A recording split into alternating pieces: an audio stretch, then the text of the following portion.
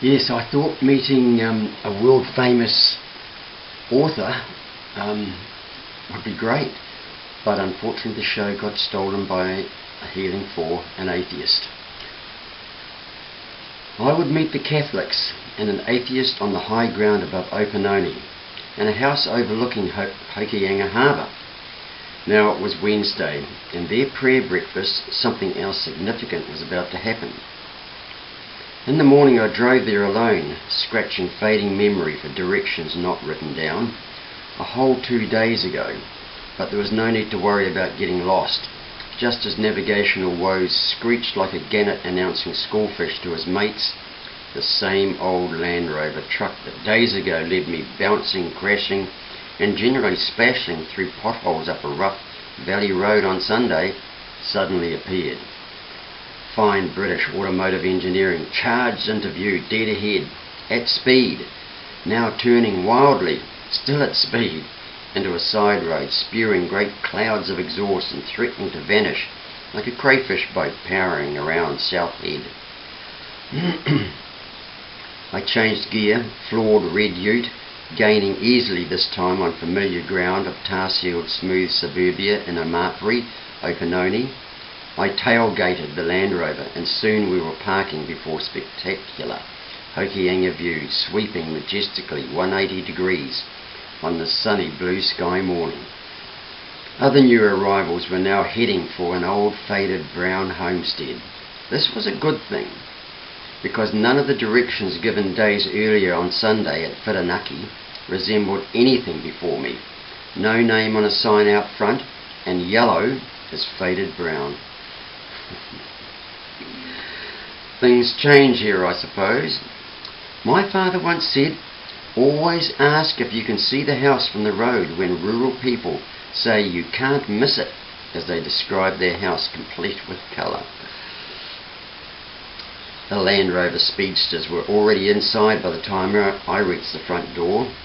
Now I had those doubts again, burning like fiery darts of why do I have to do this alone? Where were my mates?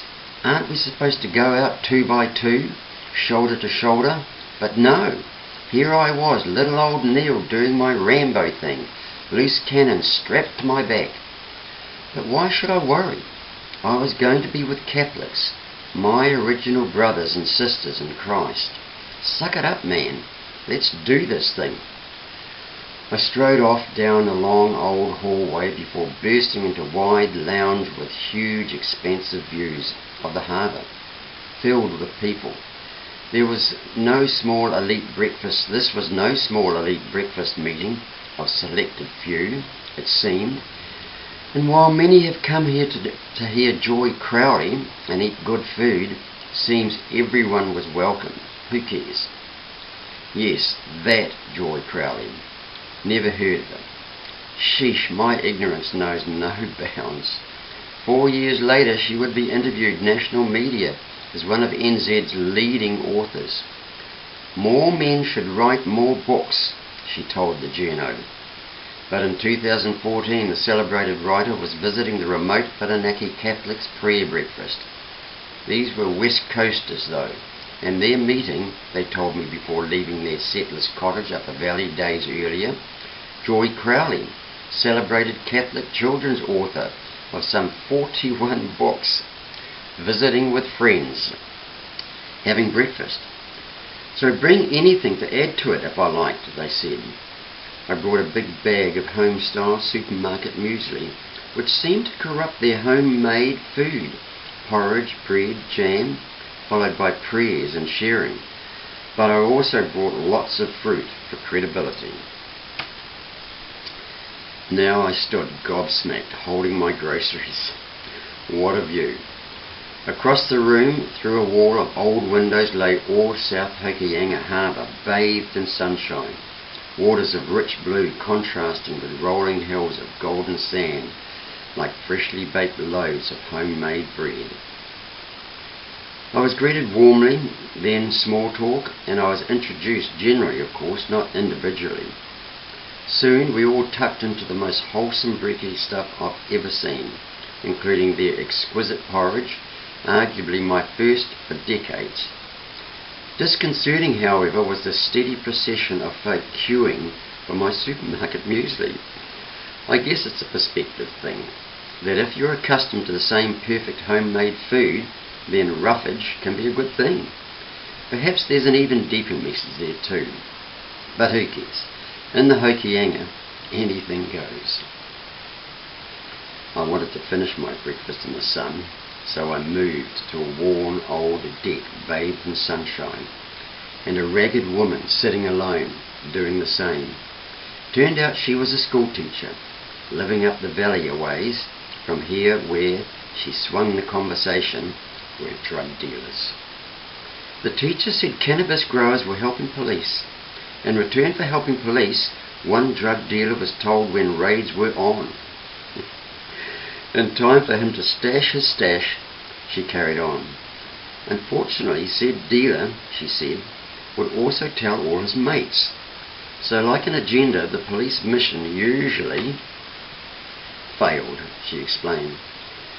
That was me up to speed on local drug scene info, which I wondered was more noise than fact. But in any case, it left me thirsting for tea or coffee, so I moved in with the growing crowd inside as the informant Fizz tagged along behind me, like a wayward lost pet. Alas, the beverages would have to wait because the meeting was about to get earnest in a relaxed kind of way. The huge lounge was now crammed with people. I sat near a corner, deliberately avoiding centre stage. Simply observe, but it wasn't to be. A Bible and a Catholic reading book was suddenly thrust into my lap. "Would you like to do the reading?" said she, seemingly the matriarch, not waiting for an answer. So I did, but I didn't know where to start. No matter, because the neatly dressed, smooth young athletic one next to me patiently pointed it out. The reading was about serving and the God who sets a table for us. Someone asked me to expand, share more. I uttered, choked, "I've been thinking about serving more." Pathetic. Then the brain froze, refusing to reboot like an old laptop with a blank screen. I switched back. Someone once said Christianity was the only religion where their God sets a banquet table for us, not the other way round. Well, that had about the same effect of stunning a lounge full of 30 to 40 people. Like a frozen laptop, and the only reboot here would be a heavy leather one into my solar plexus if I didn't find something to lighten this thing up, and fast. I explained briefly about other religions needing to sacrifice food to their God, not the other way round. And given the banquet table of brekkie food nearby, seemed a pretty good recovery, just quietly. More silence. I collapsed inward as the other boot hit. But later I came to realise, in fact, it was pretty good, really, for the atheist in the room, soon to be encountered. Joy's arrival helped. Joy Crowley is famous with those in the know, with any sense of literacy. I, on the other hand, must dive for Wikipedia much later, while meanwhile faking it. The woman with a little tragedy in her past enters from the long passageway into the room. In a metaphor of the challenges she has left behind, into the big lounge with an entourage in tow, her husband and children, changing the atmosphere to laughter and excitement. Soon she's talking about everything in general, then invites the young people to follow her and be rewarded too. I also excitedly expected to deliver Joy, the real author, an awesome prophecy when she asks, before leaving with the children, "Would someone like to give me a blessing?" My chance to step up again, but it was also not to be. Instead, a leading Catholic beats me to the draw, and besides, God has another plan. The atheist beckoned. He looked a little out of place, but had my attention earlier when making a joke to everyone about his black eye. I would hear this clean-shaven man, neat haircut, solid build, tidily dressed, talk about climbing mountains everywhere, including Africa's Kilimanjaro, navigating ocean sailing vessels, but not dirty little lazy yachts in the Hokianga a few days earlier, when he crashed one end over end, losing his favourite 5-year-old sonnies and other things in a spectacular crashed one undignified somersault. He laughed. We all laughed. Now he wanted to talk to me. Age about 40s, the atheist was visiting from England. Loves humour, coffee, England, and talking about the crash on a motorbike decades ago, and also the yacht one a couple of days ago. The sailing one, he laughs, caused not only loss of sunnies but also a black eye, which was now purple, and some aches and bruises, but didn't sink the boat. We were interrupted by Joy. Joy, the real author, wrapped up her adult time. Now the atheist was blocking me, prophesying to world famous to most author, Joy. I thought it would help her a lot and make me feel better about my job description, my identity, my mission, I thought. But the lone atheist was an obstacle. This man, this Pom from England, visiting cousins, living in isolated Hokianga. He had left behind some hard stuff, hurt and pain, seeking relief, climbing mountains, sailing oceans. Now he was about to encounter new, uncharted waters.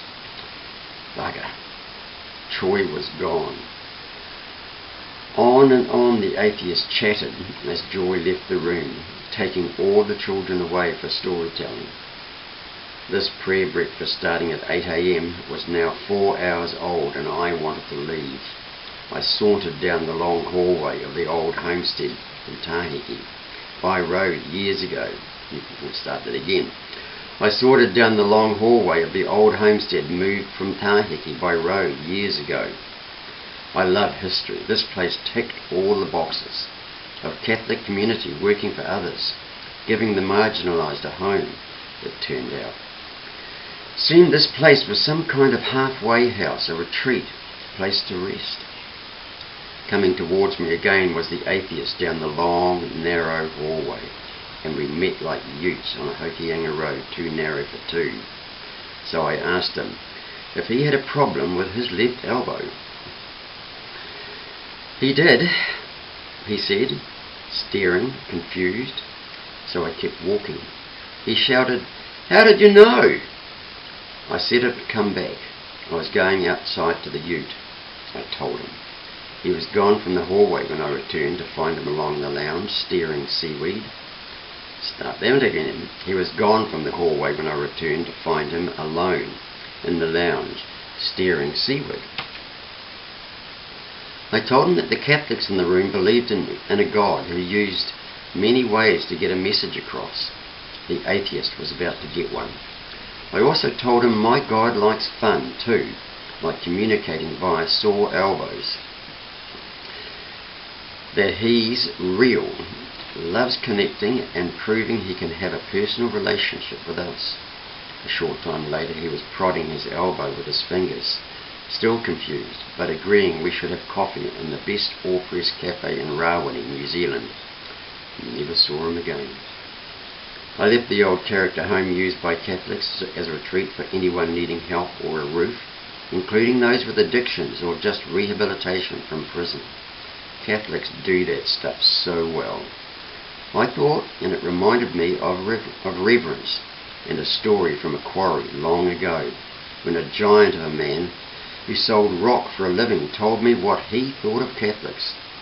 Towering above me, he asked which church I went to, fixing a downward stare at me more powerful than dynamite splitting stone. Catholic? I squeaked. Do you know what Catholics have? He boomed, expecting the devil as the correct answer.